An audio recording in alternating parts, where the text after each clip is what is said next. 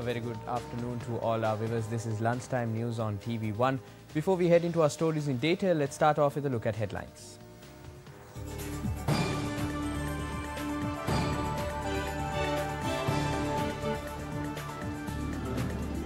Former Defence Secretary arrives at CID. Farmers request the levy on imported big onions to be raised. Nawaz Sharif granted parole for 12 hours to attend wife's funeral. Sri Lankan cricket team leaves for the UAE to participate in the upcoming Asia Cup.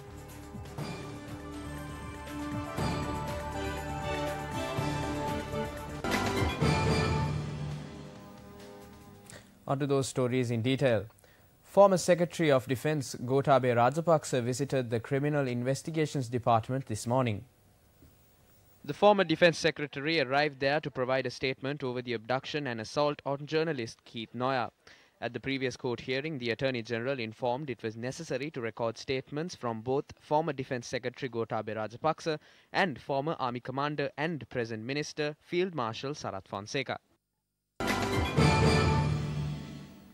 4 suspects who fled defying police orders have been arrested in Pilikada, Kurunegala.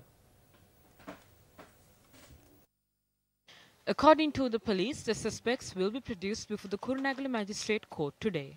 The raid was carried out based on a tip-off received. The suspects fled the scene, abandoning their vehicle during the arrest. One of the suspects who was injured in the shootout was admitted to the Kurunegala hospital. The injured suspect has been identified as a heroin smuggler. The police has seized 35 grams and 970 milligrams of heroin. The suspects have been identified as residents of Digana, Kongalla and Rajawala areas.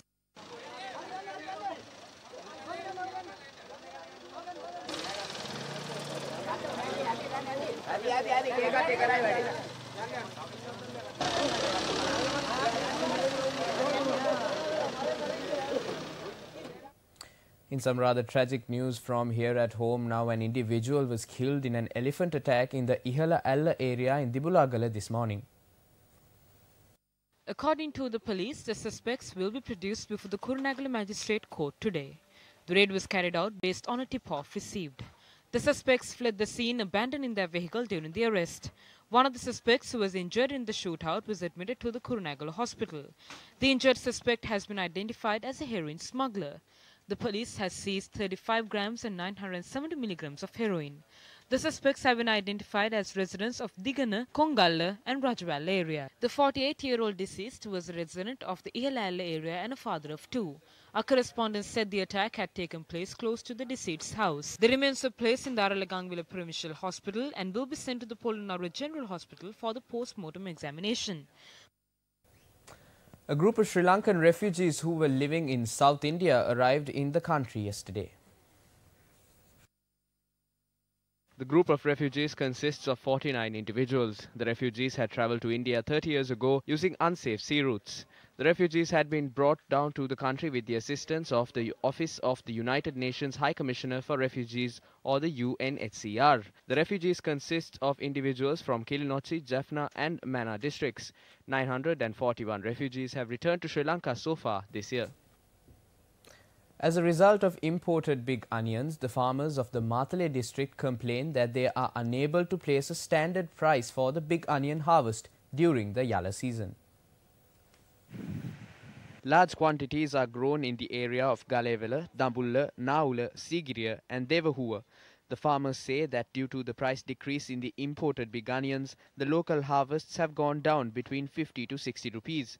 The farmers request the authorities to increase the rate of tax imposed on the imported onions.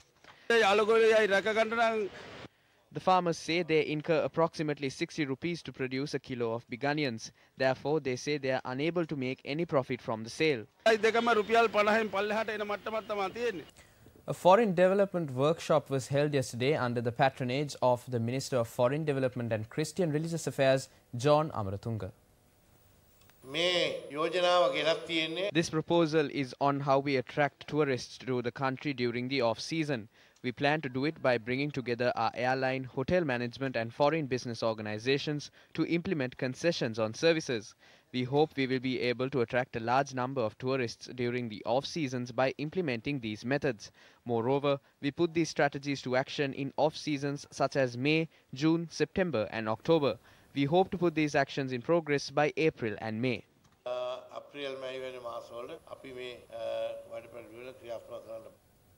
Still in local news, now the Coconut Cultivation Board has taken steps to enforce the law for the sale of coconut oil with packing.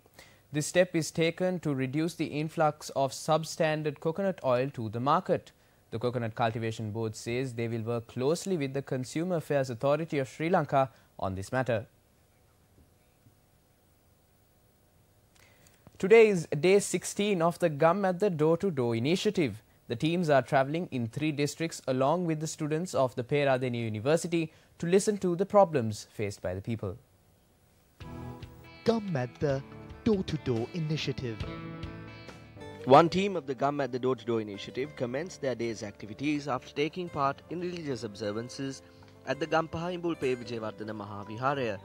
The main issue faced by the people living in Parakandeniya is the lack of clean drinking water. There are over 700 families in the village. The water system that was in the village in the past is not functioning anymore. They are made to purchase the water they need for day-to-day activities. There are several wells in the area and the water is not suitable for consumption.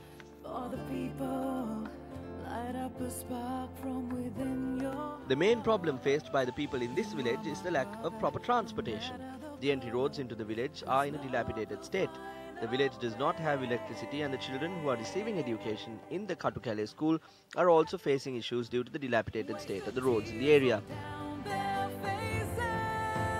People living in this fishing village are facing issues due to the lack of infrastructure facilities.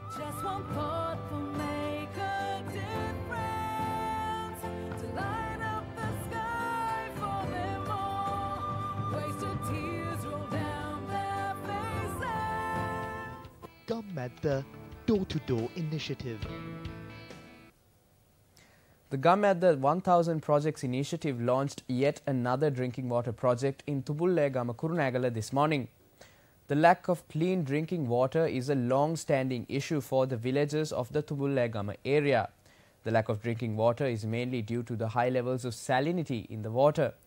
Nearly 800 families of the Ratalgama, Madiava and Makaduava areas of Tubullegama have been facing this issue. The project, which commenced this morning, is being sponsored by Expo Lanka Holdings.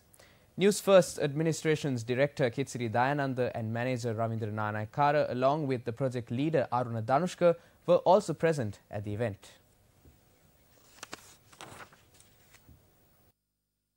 And that's a wrap of lunchtime news on TV1 for this afternoon. For a comprehensive report of these stories and more, simply log on to our award-winning website www.newsfirst.lk to stay updated on the latest stories as and when they happen. And do join us at 9 tonight on Primetime News on TV1. For the Newsfirst team, I'm Jamal Ratnayaka. Good day.